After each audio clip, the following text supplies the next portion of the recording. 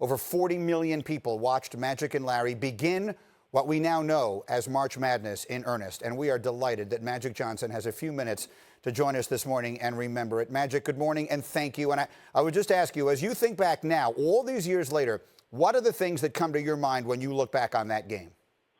Well, Greeny, I think, the first thing is that Larry Bird led his team to a 33-0 season.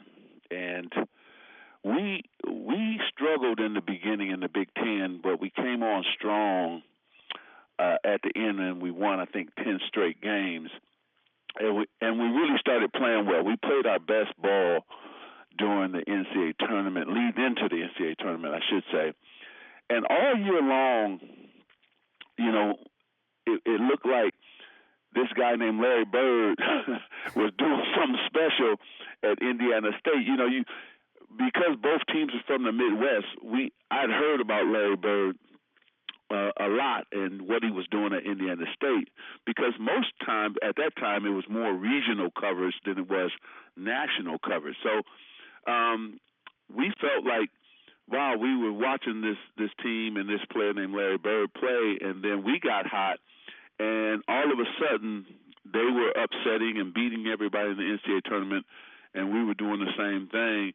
And not too many times, Greeny, does the two best teams in college basketball meet for the championship and the two best players meet at the same time.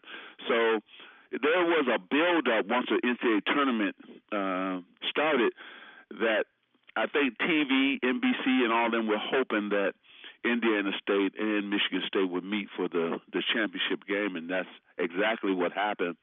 And we were scared to death because the semifinals, we blew out Penn.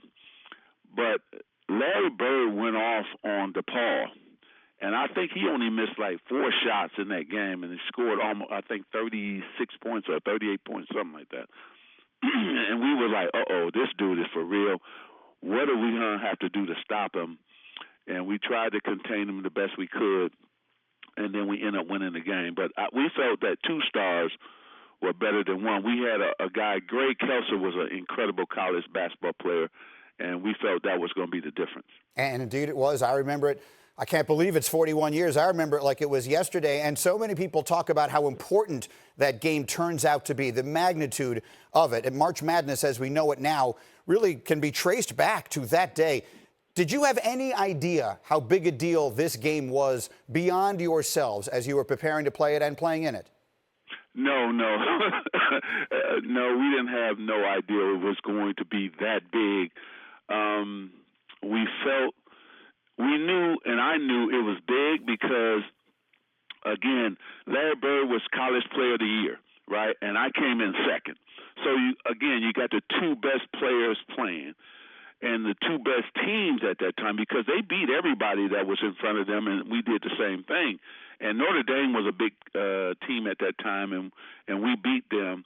And they thought that Notre Dame had a chance to win the NCAA championship because people forget they had like 5 or 6 pros on that team, led by Kelly Tripucka and Bill Laimbeer. But we took care of business.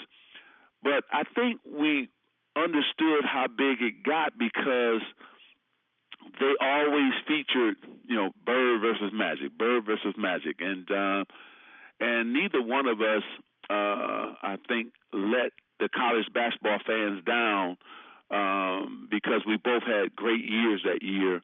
And at the end of the day, I've been linked to this guy forever. Ever since that game, I've been linked to Larry Bird.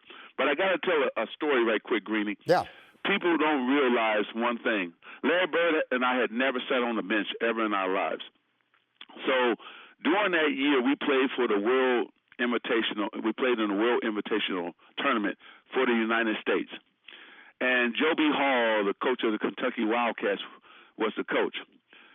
And he decided to start most of his Kentucky guys as well as Phil Ford. So Larry Bird and I sat on the bench. Can you believe that? We sat on the bench. That was the first time in history that both Larry and I sat on the bench. But when we got into the game, Greeny, we turned it out, and the fans went crazy, right? we would only be up 10 when we were sitting on the bench. When we came in, we went up 30, and we were throwing behind the back passes, no-look passes to each other. That's when I knew how special Larry Bird was, and I went back and told everybody, I just saw the greatest player. I don't care, black or white. This dude here could play some basketball. You know, Magic, you and I have had many conversations about how your relationship with Larry evolved over the years. Because, again, it began that day and then in the NBA, and you met so many times. And I know how close a relationship you have today. Will you call him today and bust his chops about the fact that 41 years ago today you guys won? No, you know how mad Larry would get if I tried to do that. What would he say? You know, we're both still competitive people, so no, I won't rub it into him.